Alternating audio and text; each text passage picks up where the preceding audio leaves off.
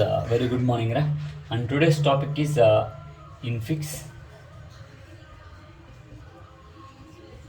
prefix, postfix, notations.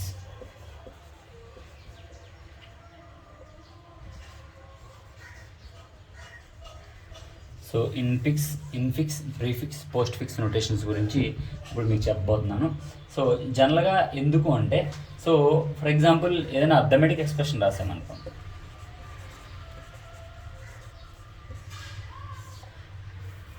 ఏదైనా ఒక arithmetic expression రాసాం.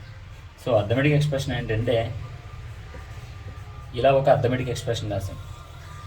సో దీన్నే అర్థమెటిక్ ఎక్స్ప్రెషన్ అని అంటారు. బట్ ఇప్పుడు మనం నోటేషన్స్ గురించి మాట్లాడుకుంటున్నాం.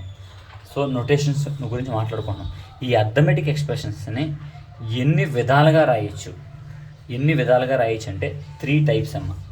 సో ఇక్కడ ఎన్ని విధాలుగా రాయొచ్చు అనే దాన్ని అంటే నోటేషన్స్ అని అంటారు. దీన్ని అర్థమెటిక్ ఎక్స్ప్రెషన్స్ అంటారు నాన్న. దీన్ని మనం ఎన్ని విధాలుగా రాయొచ్చు అంటే 3 టైప్స్ అమ్మ. Infix notation, prefix notation, post fix notation. అంటే ఇలా ఒక ఎగ్జాంపుల్ అర్థమెటిక్ ఎక్స్ప్రెషన్ చెప్పాను. సో మళ్ళీ ఇది ఎన్ని టైప్స్ రాసినా అంటే ఫర్ ఎగ్జాంపుల్ ఈ అర్థమెటిక్ ఎక్స్ప్రెషన్ ఎన్ని విధాలుగా రాసినా దీని యొక్క అవుట్పుట్ మాత్రం మారదండి. సో ఎలా మార్చినా దీని అవుట్పుట్ మటుకి కామన్. ఇలా 3 టైప్స్ కింద రాసినా ఒకే అవుట్పుట్ వస్తుంది. సో దీన్ని అర్థమెటిక్ ఎక్స్ప్రెషన్ ఎందుకు నేర్చుకుంటున్నామంటే, ఒక అర్థమెటిక్ ఎక్స్ప్రెషన్ని రకరకాల 3 టైప్స్ నోటేషన్ కింద రాసినా ఎలా రాయొచ్చు. సో ఒకవేళ రాసిన మూడిటి యొక్క అవుట్పుట్ కామన్గానే ఒకలానే ఉంటుంది అని చెప్తున్నాను. So the first is infix notation.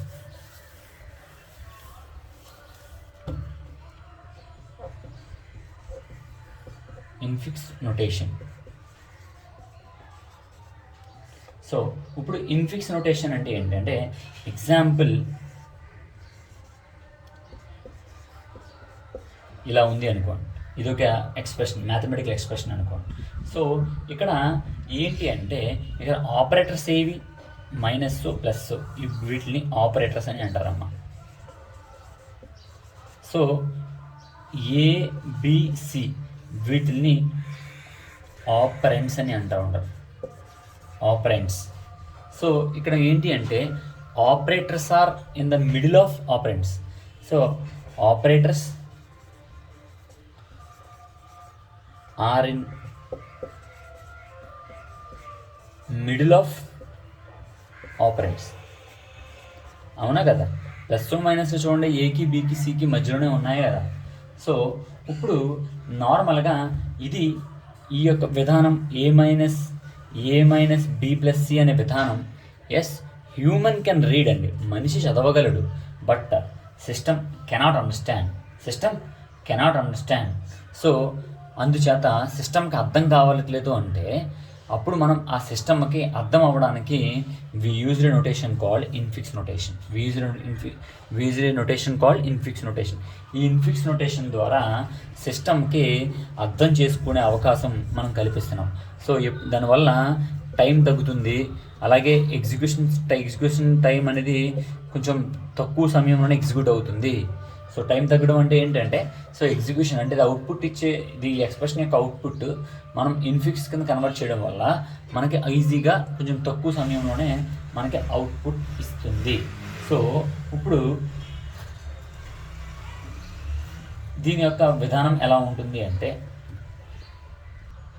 So infix notation అంటే ఏంటంటే ఆపరేటర్స్ అన్నీ కూడా ఆపరేటర్స్ మైనస్ ప్లస్ లేకపోతే ఇంటూ ఇలాంటివన్నీ కూడా ఆపరెంట్స్ మధ్యలో ఉంటాయి. సో దీన్ని ఇన్ఫిక్స్ నోటేషన్ అని అంటారు. సో నెక్స్ట్ వచ్చేది ఏంటి అంటే, ప్రీఫిక్స్ నోటేషన్.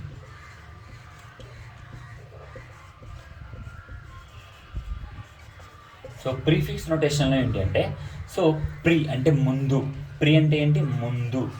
ప్రీఫిక్స్ నోటేషన్ అంటే ఏంటంటే, సో ఇక్కడ operators are prefixed before operands. So అంటే ఏంటి అంటే, జనరల్గా ఇందాక ఇన్ఫిక్స్ ఏంటి అంటే ఇలా మధ్యలో ఉంది, ఇది ఆపరేటర్, ఇవి ఆపరెంట్స్ అయినాయి. ఏబి అనేది ఆపరెంట్స్ అయింది, ప్లస్ అనేది ఆపరేటర్ అయింది, మధ్యలో ఉంది. బట్ ప్రీఫిక్స్లో ఏంటి అంటే ఈ ఏబీలు ఎలా ఉంటే దీని మధ్యలో ఉండే ప్లస్ ముందు ఉంటుంది, దాన్ని ప్రీఫిక్స్ నొటేషన్ని అంటారు. ప్రీఫిక్స్ నొటేషన్ని అంటారు. సో నెక్స్ట్ వచ్చి కాన్సెప్ట్ ఏంటి అంటే పోస్ట్ ఫిక్స్ నొటేషన్.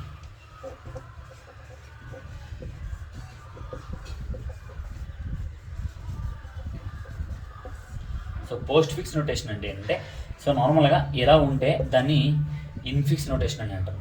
ఎలా ఉంటే దాన్ని ప్రీ ముందుంది కాబట్టి ప్రీఫిక్స్ నొటేషన్ అంటారు. సో పోస్ట్ అంటే ఏంటి, వెనకాల ఉంటుంది. సో దీన్ని పోస్ట్ ఫిక్స్ నొటేషన్ అని అంటారు. అంటే ఆపరేటర్ అనేది ఆపరెంట్స్ కంట వెనకాల ఉంటే దాన్ని పోస్ట్ ఫిక్స్ అని అంటారు. ఆపరెంట్స్కి ముందు ఉంటే దాన్ని ప్రీఫిక్స్ అని అంటారు. సో ఆపరెంట్స్కి మధ్యలో ఉంటే దాన్ని ఇన్ఫిక్స్ నొటేషన్ అని అంటారు. సో మూడింటికి డిఫరెన్స్ అర్థమైంది కదండి, ముందు వెనకాల మధ్యలో అంతే. సో ఇప్పుడు కొన్ని ఎగ్జాంపుల్స్ చెప్తున్నాను. Examples infix, prefix, postfix. Infix notation, prefix notation, postfix notation. So first infix A plus B. So pre అంటే ఏంటంటే ఈ ఆపరేటర్ ముందుకు వస్తుంది, ఏబి. పోస్ట్ ఏంటంటే ఈ ఆపరేటర్ వెనక్కి వెళ్తుంది. ఓకేనా. సో నెక్స్ట్ ఇక్కడ గుర్తుపెట్టుకోండి, ఇదొక టర్మ్, మధ్యలో ఏముంది, ఇంటూ ఉంది. సో ఇదొక టర్మ్, ఈ రెండు టర్మ్కి మధ్యలో ఉండేది ఇది into. Okay. So first term ఇది, ఇందులో ఇది. సో దీంట్లో మధ్యలో ఏముంది, ప్లస్ ఉంది, ఏబిసి. ఓకేనా, అర్థమైనా. సో ఇదొక టర్మ్. సో ఈ రెండు టర్మ్స్కి మధ్యలో ఉండే బ్రాకెట్ నేను సెపరేట్ చేశాను, గమనించండి. సో ఫస్ట్ ఇంటూ వస్తుంది, తర్వాత ఫస్ట్ టర్మ్ ఇది. సో దీంట్లో మధ్యలో ఉంది, ప్లస్ వస్తుంది, మొత్తం కలిపి రాసాను అంతే. సో ఇదేంటో చూద్దాం. పోస్ట్ ఫిక్స్ ముందు ఇదొక టర్మ్. సో ముందు కాబట్టి ఏమొస్తుంది, స్టార్. సో నెక్స్ట్ ఇది రాయాలి కాబట్టి ప్లస్ ఏబిసి. సో ఇది పోస్ట్ ఫిక్స్. సో ఇదొక టర్మ్. సో విడదీస్తే ఇది ఒక పార్ట్, ఫస్ట్ స్టార్ వెళ్ళింది, తర్వాత దీనికి వస్తాను, ప్లస్ వెళ్ళింది అలా. సో నెక్స్ట్ ఇంకోటి రాస్తాను. సో ఈసారి ఏంటి అంటే మళ్ళీ సేమ్, ఇదొక టర్మ్. సో ఈసారి మళ్ళీ ఇక్కడ ఇంటూ. సో నెక్స్ట్ ఈ టర్మ్లో ఉండే ప్రీఫిక్స్ ఆపరేటర్ ఏముంది, ప్లస్ ఉంది, అది బయట తీసుకొచ్చేస్తాం, రాస్తాం. సో ఇది కూడా అంతే, స్టార్ ప్లస్ ఏబిసి, ఇది కూడా అంతే. నెక్స్ట్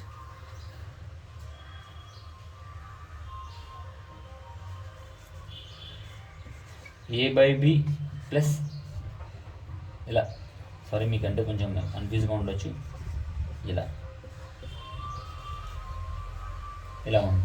సో ఇప్పుడు ఏం చేస్తానంటే ఈ రెండింటికి మధ్యలో ఉండేది ఏంటి, ఇది. సో ఈ రెండింటికి మధ్యలో ఉండేది ఏంటి, ఇది. సో అప్పుడు ఆ రెండు రాస్తాను. సో ఇప్పుడు ఈ రెండింటికి మధ్యలో ఉండేది ఏది, ఇది. సో ఇది ఇలా రాస్తాను. ఓకేనా. సేమ్ కాన్సెప్ట్ పోస్ట్ ఫిక్స్లో పెట్టండి. సో పోస్ట్ ఫిక్స్లో ఏంటి, ఈ రెండింటికి మధ్యలో ఉండేది ఏంటి, ఇది. So okay. సో ఇప్పుడు ఈ టర్మ్ రాయండి. పోస్ట్ అంటే ఏంటి, వెనకాల రాస్తాం. ఏబీలు రాయండి, ఇలా వెనకాల రాయండి. నెక్స్ట్ సిడీలు రాయండి, ఇలా వెనకాల రాయండి, అంతే. That's it. Postfix, prefix, ఇన్ఫిక్స్కి డిఫరెన్స్. So okay. ఇప్పుడు నెక్స్ట్ వచ్చింది ఏంటి అంటే ఇదే కాన్సెప్ట్ని మనం ఒక పోస్ట్ ఫిక్స్ కానీ ప్రీఫిక్స్ కానీ ఉపయోగించి సో మనం స్టాక్లో ఎలా పెట్టాలి. సో ఇప్పుడు ఎగ్జాంపుల్ ఇదే టర్మ్ ఉందనుకోండి, స్టాక్లో ఎలా పెట్టాలి. ఇదే టర్మ్ ఉందనుకోండి, స్టాక్లో ఎలా పెట్టాలి. ఇదే టర్మ్ ఉందనుకోండి, స్టాక్లో ఎలా పెట్టాలి. So using stock algorithm. So అంటే ఏంటంటే పోస్ట్ ఫిక్స్ కానీ ప్రీఫిక్స్ కానీ నోటేషన్స్ ఉంటే వాటిని ఉపయోగించి మనం అవన్నీ స్టాక్లో పెట్టాలి. So first algorithm for, so ఏదో ఒకటి రాసుకుంటున్నాను, ఏదో ఒక మనకి ఇన్ఫిక్స్ కైనా రాయొచ్చు, పోస్ట్ ఫిక్స్ కైనా రాయొచ్చు, ప్రీఫిక్స్ కైనా రాయొచ్చు. So algorithm for post fix. So నేను పోస్ట్ ఫిక్స్కి అల్గోరిథం రాస్తున్నాను. దేన్ని ఉపయోగించాను, using stock. Algorithm for post fix using stock. So first ఏం చెయ్యాలి అంటే మనం సో ఫస్ట్ సో పోస్ట్ అంటే ఏంటి, వెనకాల ఉంటాయి కదా ఆపరెంట్స్. సో ఇలా ఉన్నాయి ఇప్పుడు ఈ 3 ఆపరెంట్స్.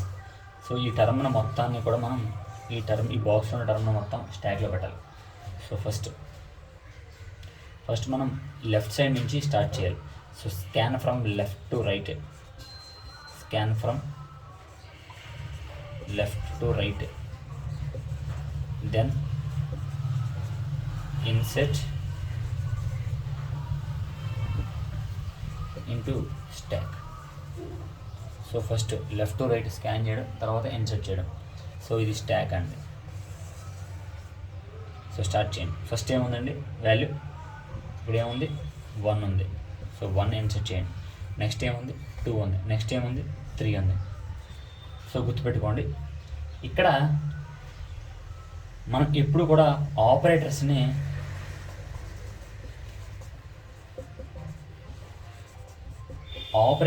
అంటే ఈ ఆపరేటర్స్ని ఎట్టి పరిస్థితుల్లో కూడా స్టాక్లో ఇన్సర్ట్ చేయకూడదు. బట్ స్టాక్లో ఉండే వాల్యూస్ మీద ఈ ఆపరేటర్ని ఉపయోగించాలి. స్టాక్లో ఉండే వాల్యూస్ మీద ఈ ఆపరెంట్స్ ఉపయోగించాలి ఇన్స్టెడ్ ఆఫ్ ఇన్సెటింగ్. ఓకేనా? సో ఇప్పుడు చూడండి. సో నెక్స్ట్ ఏమొచ్చింది, సో ఈ 3 పెట్టేసిన తర్వాత నెక్స్ట్ వచ్చేది ఏంటి, స్టార్ వచ్చింది, అంటే యాస్టిక్ సింబల్ వచ్చింది. సో ఇప్పుడు మనం ఏం చేయాలంటే మొదటి 2 ఎలిమెంట్స్, ఇప్పుడు ఫర్ ఎగ్జాంపుల్ నేను 3 మీద ఈ ఆపరెంట్ పెట్టలేను కదా, అవసరమైతే 3కి 2 ఆపరెంట్స్ మీద పెడితే అప్పుడు మనకు ఆన్సర్ వస్తుంది. అంతేగాని నేను ఒకే ఆపరేటర్ మీద ఇలా పెట్టలేను కదా, దిస్ ఇస్ నాట్ పాసిబుల్ కదా. సో అంచేత ఇప్పుడు ఈ ఆపరేటర్, ఇది ఆపరేటర్, ఈ స్టార్, ఈ యాస్టిక్ అనే ఆపరేటర్ 2 ఆపరెంట్స్ మీద అప్లై చేయాలి. సో ఈ 2 ఆపరెంట్స్ మీద అప్లై చేయాలి. సో అప్లై చేయాలి అంటే ముందు ఈ రెండింటిని బయట తీసుకురావాలి. అంటే ఏం రాయాలంటే, సో బయటకంటే ఏంటి, pop the top most 2 elements.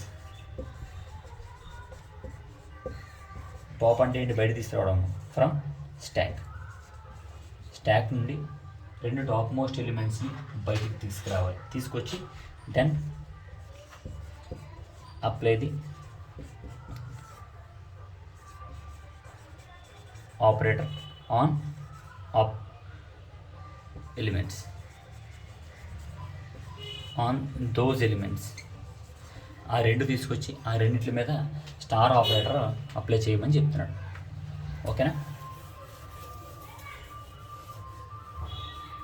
So 2 తీసుకొస్తున్నాం కదా, 3 × 2 ఎంత వచ్చింది ఆన్సర్, 6. దెన్ ఇది రిజల్ట్ అయింది. So then push result into stack. Push అంటే ఏంటి, ఇన్సర్ట్ చేయడం. సో వచ్చిన రిజల్ట్ అని స్టాక్లోకి పుష్ చేయని చెప్పాడు. ఓకే, అయిపోయింది. సో 1 2 3 పెట్టేసాము. సో పక్కన దీన్ని వచ్చి ఎడిషన్ చేసాము, దీన్ని వచ్చి దీని మీద ఉపయోగించాము. సో నెక్స్ట్ వచ్చేది ఏంటంటే ఈసారి ప్లస్. సో ప్లస్ స్టాక్లో పెట్టాలా, పెట్టకూడదు. మరి పెట్టకుండా ఏం చేయాలి, ఒక ఎలిమెంట్ తీసి దీని మీద చేస్తే కుదురుతుందా, నో. సో మళ్ళీ 2 ఎలిమెంట్స్ని తీయాలి. సో తీసి 6ని 1ని తీసి ఆ రెండింటి మీద మళ్ళీ ప్లస్ ఏం చేయాలి, మళ్ళీ వాటికి ఆ రెండింటికి అజైన్ చేయాలి. సో వచ్చే ఆన్సర్ ఏంటి, రిజల్ట్ ఏంటి, 7. సో ఇప్పుడు 7 పట్టుకొచ్చి మళ్ళీ స్టాక్లో పెట్టు. ఓకే. సో నెక్స్ట్ 4 వచ్చింది. సో 4 క్యాన్ ఇన్సెట్ కదా, 4ని డైరెక్ట్గా ఇన్సెట్ చేసాం.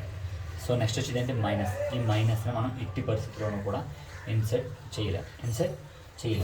సో ఇన్సెట్ చేయలేం కాబట్టి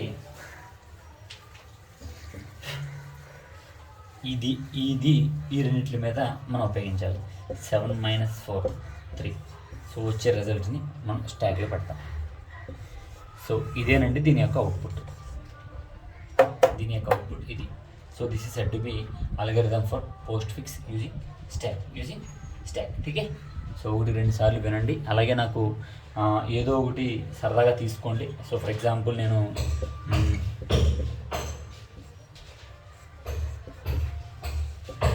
నాకు ఇది తీసుకుని చేసి పంపించండి. ఇది నాకు ఎలా చేస్తారో చేసి నాకు పంపించండి. ఓకేనా? థ్యాంక్ యూ అమ్మా.